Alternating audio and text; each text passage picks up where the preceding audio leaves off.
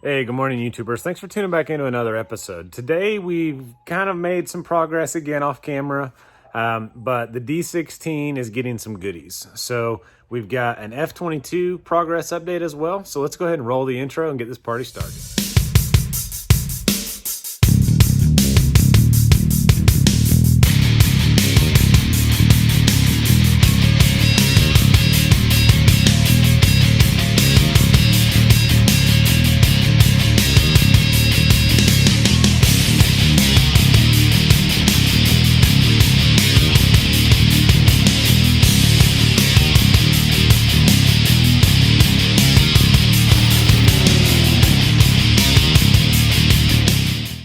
So guys, if you follow me on like social media, yesterday I could not get the crank pulley off. So a buddy of mine dropped this off so I can borrow it. We'll get that sucker broke free and the D16 timed here. But while we were not uploading to YouTube, we've got some stuff that came in the mail for the car. And whenever I do a lot of like oil return stuff, it's easier to buy fittings in pairs, and then you kind of end up with an arsenal of useful pieces to like mock up. So like in this case, we needed fittings to be able to run a 10 AN oil feed or a oil return, but I didn't know if it was going to be 90s, 45s, straights to be able to have the best direct route and the most kink-free routing of that hose. So guys, here on the screen, I'm going to insert a couple screenshots. These are the oil feed flange and the oil return flange that I measured out to fit the 6062 Rev 9 turbo. So these actually have threads in the feed, and I'll show you now the way that it's set up. If you do not use that flange, there is a fitting that will accept a long like shoulder into the housing. But without a flange, it's very difficult to get one of those in a quick time frame. So again, this is the TX60-62 turbo, and this one is now completely plumbed. So with the flange here itself, you can see this one's 10 AN. We used push lock hose and then put it on there. I actually measured this out, and you got to be a little bit conservative whenever you're doing this, because like the normal routing kinked. So I shaved it up about 1 inch, and we're in business. The coupler you're looking at here, this 2.5 inch coupler, this actually arrived because if you remember in the previous episode, we had a 2.5 on the turbo side and we had a 3 inch over here. So now we're all trued up. We'll bead roll this. We've got enough piping sticking in there. It's all the way past like right there. So we've got enough meat now, and we're starting to get somewhere. This pesky bolt, for whatever reason, will not come out. And now I've got the tool to rock and roll there. But we're starting to take shape. Once we get the crank off, we'll go ahead and put the cam in and time it. I wanted to leave the cam out so that way all the valves are sucked up in the head. No issues. So guys, while I was putting together most of the D16 stuff and waiting on some final items, I decided to use that unboxing, I decided to use the parts we unboxed for the F22, the F2B or H2B kit. So what we're really going to do is put a lot of that together. So I'm gonna kind of time lapse it here with some photos as I do it, and then I'll show you guys kind of the aftermath, and I'll give you some of the feedback that I've run into along the way, because most of these are kits. They're not 100%. You need to massage, you need to trim, you need to, change a few things to fit what you're trying to adapt. If it's not like a specific H22 that has everything that's, pre-bolt on. In our case, most of the kits are made for H's, and we have an F. So I'm expecting some kind of drawback or hiccup along the way. But without any further ado, let's go ahead and start the time lapse now.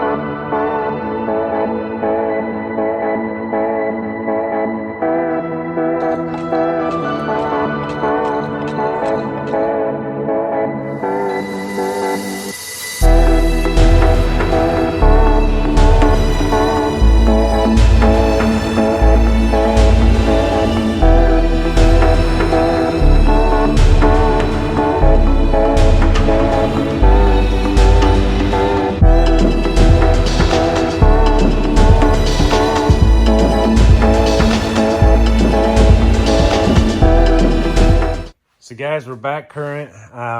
Everything is essentially bolted together. If you couldn't tell in the clip, we've confirmed that the half shaft actually rotates. A large part of what we had to do was shave pieces to be able to let this, I guess, counter bearing fit. By the time you put everything together, you end up with knocking this ear completely off. And then I went ahead and I notched the housing itself a little bit, or flattened it rather. You guys can see that.